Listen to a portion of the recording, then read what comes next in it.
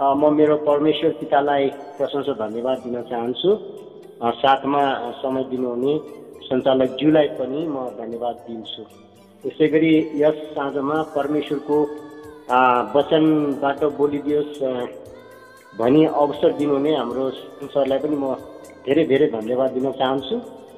अनि यो समयमा म जब परमेश्वरको वचनलाई बोल्न पाउँछु तब म अति खुसी हुन्छु र म आशा गर्छु यहाँहरू पनि खुसी हुनुहुन्छ।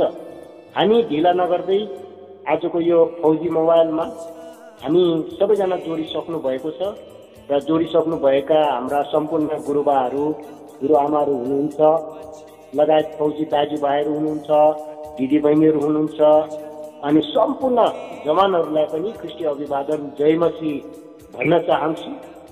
अबको समयमा हामी वचनमा छौँ, हामी ध्यानपूर्वक सुन्नेछौँ र आजको वचनबाट हामी धेरै कुराहरू सिक्नेछौँ। वास्तवमा आजको वचनले हामीलाई एउटा नयाँ सन्देश दिन चाहेको छ। परमेश्वरको वचनबाट हामी धेरै कुराहरू सिक्दैछौँ। अहिलेको समयमा हामी चाहिँ यस्तो वर्तमान अवस्थामा छौँ, यस्तो परिस्थितिमा छौँ कि हामी लगभग हेर्ने हो भने आजभोलि हाम्रो देशको अवस्था नाजुक भएको छ। आज यो हाम्रो यो नयाँ बानेश्वरतिर निम भवनको वरिपरि उता माइती यता धेरै आन्दोलन भएको कुरा हामी टिभीमा देख्यौँ अनि कति कुरा नरामिलो पनि लाग्छ। त्यसै सन्दर्भमा हामीले आज परमेश्वरको वचनबाट एउटा नयाँ कुरा सिक्नुपर्ने छ र हामीले परमेश्वरको वचनमा हामीले चाहिँ वास्तवमा हामी क्रिस्चियनहरूले वास्तविक कुरा बुझ्नुपर्ने कुराहरू छ। धेरै हामी क्रिस्चियनका जनहरूले हामीले धेरै आफ्नो मानिसहरूलाई अनि हाम्रो छिमेकी अन्य जातिहरूलाई धेरै सुसमाचार प्रचार गरेकै छौँ र पनि कति मानिसहरूले विश्वास गरेका छन्, कतिले गरेका छैनन्। यसै सन्दर्भमा आज हामी यो वचनबाट यस्तो ठाउँमा छौँ कि हामी सम्पूर्ण वचनको पुस्तकहरूमा परमेश्वरको वचन धर्मशास्त्रको पवित्र बाइबलको भित्र नयाँ करारमा चाहिँ हामी एउटा यस्तो सान्दर्भिक वचन हामी पाउँछौँ जहाँ आज हामी त्यसलाई सुन्नेछौँ। यहाँहरू सबैले ढिला नगर्दै म सँगसँगै आफूसँग भएको बाइबल खोल्न सक्नुहुनेछ। हामी यो समयमा नयाँ करारको पुस्तक यूहन्नाको सुसमाचारको पत्र 14 अध्यायको हामी 5 र 6 पदलाई अध्ययन गर्नेछौँ। त्यहाँबाट हामी केही नयाँ कुराहरू सिक्नेछौँ। यो वास्तविक एउटा येशू ख्रिस्टले बोल्नुभएको अकिलो वचन छ जो कि हाम्रो अनन्त जीवनको लागि हुनसक्छ। हामीलाई विश्वासमा दरिलो भई धेरै मानिसहरू चाहिँ के भइरहेको छ भन्ने कुरा यो सन्दर्भमा म आज बोल्न चाहेको छु। यहाँले धैर्य गरेर सुन्नुहुनेछ र म विश्वास गर्छु कि आज यो वचनबाट सबैजना आशिष हुनेछ भने म ढिला नगर्दै परमेश्वरको वचनबाट म अध्ययन गर्न चाहन्छु। यहाँ चाहिँ एकजना व्यक्ति थोमा भन्ने व्यक्ति हुनुहुन्छ जसको हृदयमा चाहिँ शङ्का उपशङ्काहरू उत्पन्न हुने, येशू ख्रिस्टको सँगसँगै हिँड्दा बस्दा खाँदा यस्ता कुराहरूमा फेरि पनि येशूलाई चिन्न नसक्ने एउटा एकदम उसको जीवनमा कमजोरी कुराहरू हामी देख्छौँ। उसको 2-3 घटनाहरू पनि भएको कुरा हामीलाई थाहा छ। त्यस कारण यो खण्डमा चाहिँ यहाँ चाहिँ यूहन्ना 14को 5 र 6 पदमा यसरी परमेश्वरको वचनले भनेको छ। जसरी यहाँ यूहन्नाले लेख्दछ कि थोमाले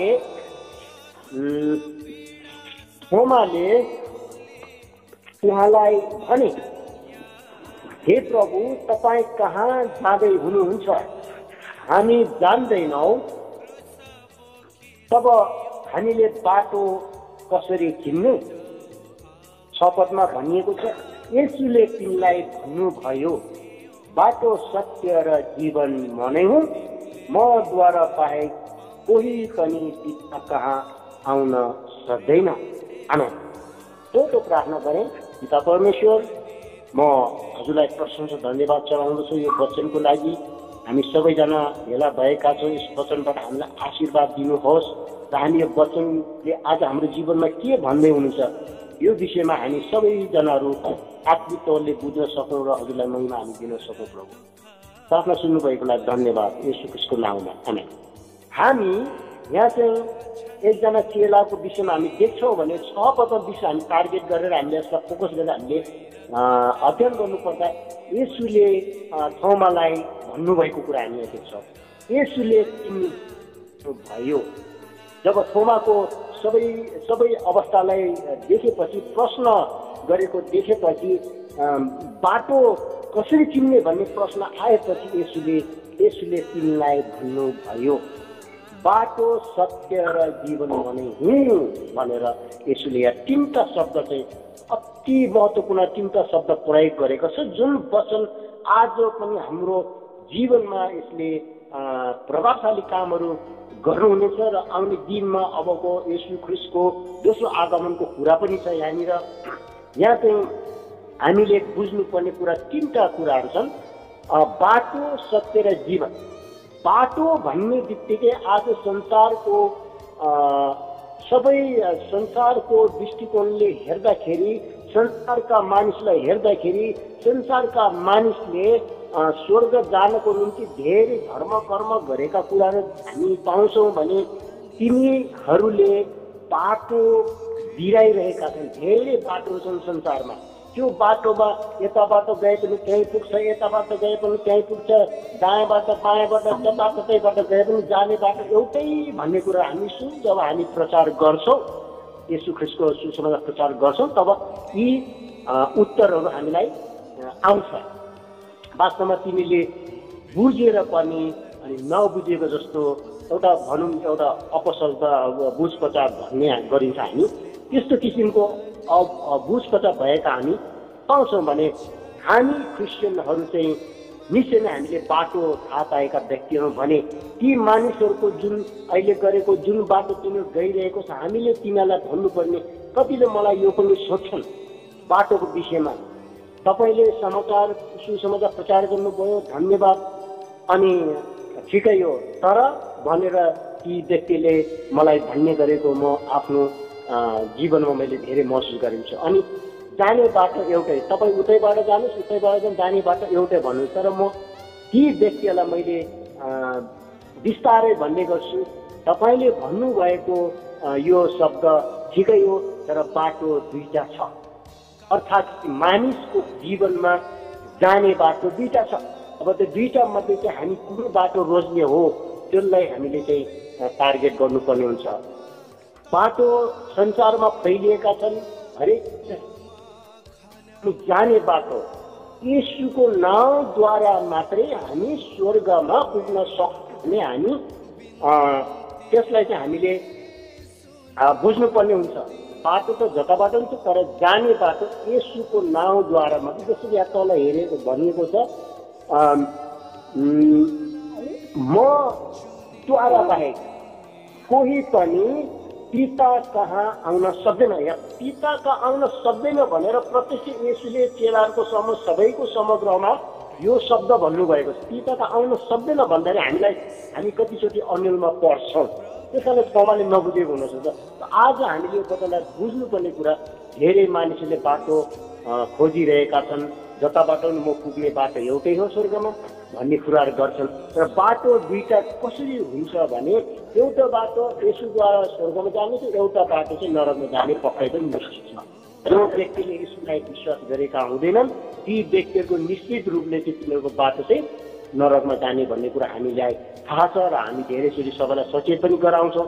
र ती व्यक्तिलाई हामीले सचेत गराउनुभन्दा अबको अवस्था परिस्थितिमा हामी प्रत्येकले यो कुरा बुझ्नुपर्ने छ कि हाम्रा कति ब्याकस्लाइड भएका व्यक्तिहरू हुन्छ, पिछडेका व्यक्तिहरू हुन्छ, ती व्यक्तिलाई हामीले यो चाहिँ एउटा सन्देश प्रचार भन्दा पनि हामीले आफ्नो हराएका भेडाहरूलाई सन्देश दिएर चाँडोभन्दा चाँडो ख्रिस्टमा फेरि फर्काइ ल्याउने हाम्रो कर्तव्य जिम्मेवारी भएको छ। यस्तो समयमा जतिजनालाई हामीले सुसमाचार सुनायौँ ठिकै छ।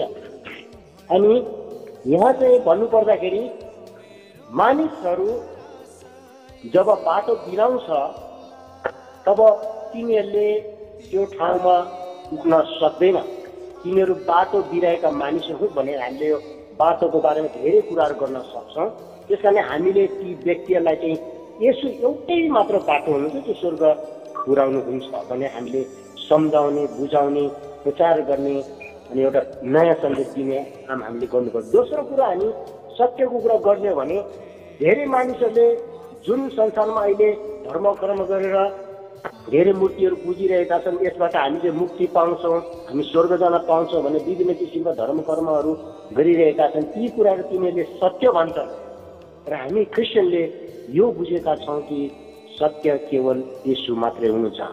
धेरै जस्तै कि रामको नाम लिन्छन्, शिवको नाम लिन्छन्, कृष्णको इत्यादि नामहरू लिएर चाहिँ अनि तिनीहरू चाहिँ सत्य हुन् भन्छन्। तर हामी कहिले पनि चुक्नु हुँदैन यो कुरामा। हामी चाहिँ यो बुझ्नुपर्छ, हाम्रो सत्यता चाहिँ येशू ख्रीष्ट मात्रै हुनुहुन्छ। हामी विश्वासीले यो बुझ्नुपर्ने हुन्छ।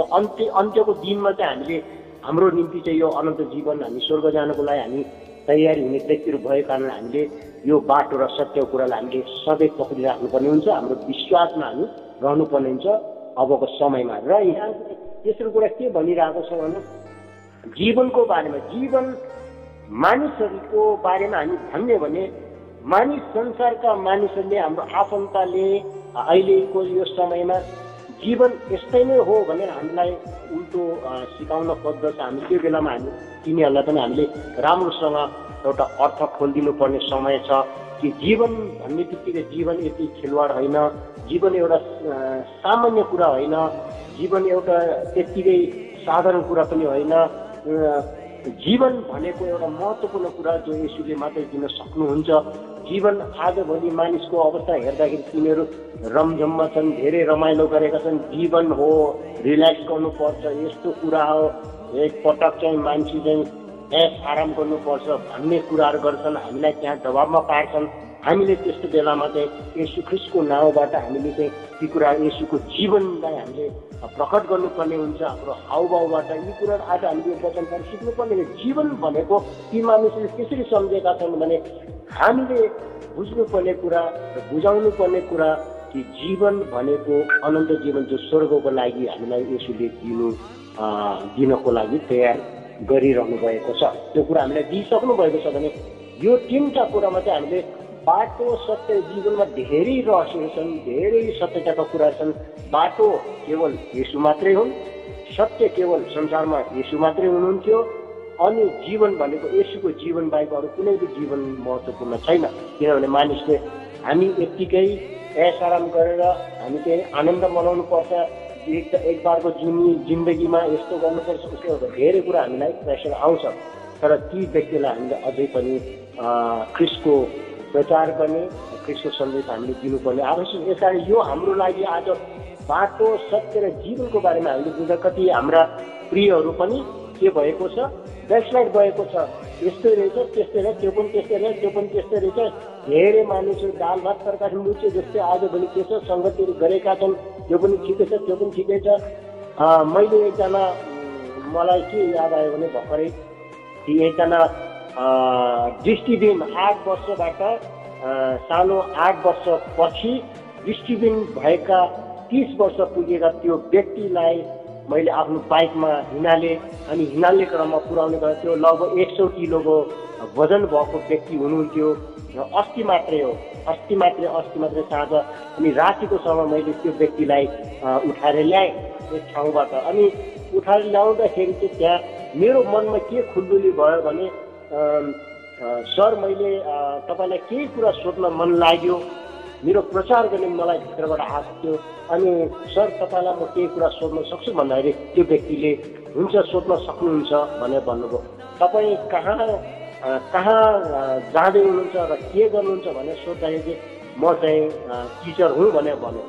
अनि वास्तवमा उसले भन्यो म पढाउने काम गर्छु भने। अनि तपाईँको दृष्टिबिन कसरी भयो भने 8 वर्षमा मेरो आँख चाहिँ देख्ने थियो, तर काटिएको पछि चाहिँ त्यो मलाई जादु झारफुके गर्दाखेरि त्यसमा चाहिँ धेरै औषधि हाल्यो। कुनै झारपातको त्यो औषधि हालिदिएपछि मेरो आँखा ड्यामेज भयो, दुइटै अन्धा भयो, नदेख्ने भयो। यस कारणले म दृष्टिबिन भएको भने अब सायद हजुरले त्यो बेलामा अहिले 30 वर्षको उमेर भयो, 8 वर्षको उमेर, त्यस्तो हुँदा तपाईँले चाहिँ येशू ख्रीष्टलाई विश्वास गर्नुपर्ने थियो। अनि मैले यति भन्दाखेरि ओहो यो त खुसीको कुरा भयो, म पनि जय मसीह हो भनेर भन्नुभयो। अनि हामी दुवैजना कुरा ल प्रभुलाई धन्यवाद होस्।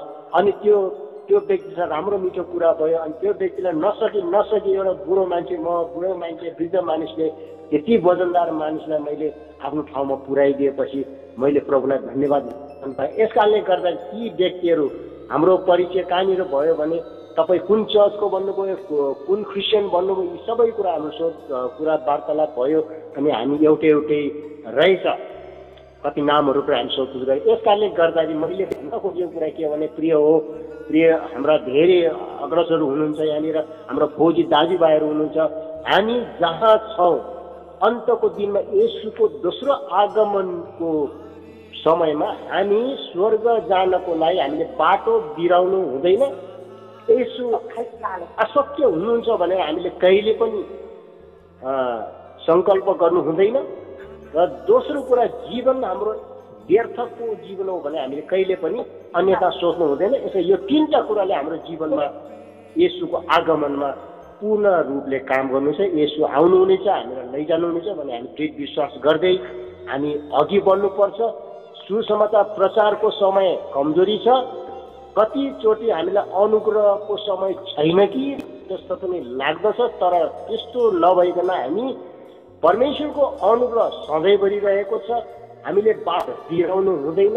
हामीले यसो सत्य भनेर सधैँ विश्वासमा पक्रिराख्नु पर्ने हुन्छ। दोस्रो यसो नै हाम्रो अनन्त जीवन हुन् भनेर हामीले विश्वास गर्नुको उपाय अरू केही पनि छैन, अरू केही विकल्प पनि छैन। यसकारण मैले आज यो सन्देशबाट सबै र म आफैलाई सबैजनालाई मैले यो चुनौतीपूर्ण वचन दिएको छु कि हामी अन्तिम समयमा पनि हामी परमेश्वरलाई कहिले पनि बिर्सौँ, जसरी यहाँ थोमाले बिर्सेको जस्तो पनि लाग्छ। यसकारण सम्पूर्ण जनहरूलाई, सम्पूर्ण प्रिय प्रभुका जनहरूलाई म बिन्ती गर्छु कि हामी येशू ख्रीष्टबाट कहिले पनि बिर्सेर पनि भुलेर पनि संसारका मानिसले हामीलाई भड्काए पनि अन्यमा पारे पनि धेरै प्रश्न उत्तरहरू गरे तापनि हामी येशू ख्रीष्टमा अडिग रहनुपर्ने कुराहरू छ। बाटो येशू नै हो, सत्य येशू नै हो, जीवन येशू नै हो भने हामीले प्रचार गर्नुपर्ने कुरा छ। परमेश्वरलाई धन्यवाद भएको होस्। मलाई आशा छ हामी सबैजना आशिषित भएका छौँ भन्दै म यो वचनलाई यही समयमा राख्दछु। धन्यवाद।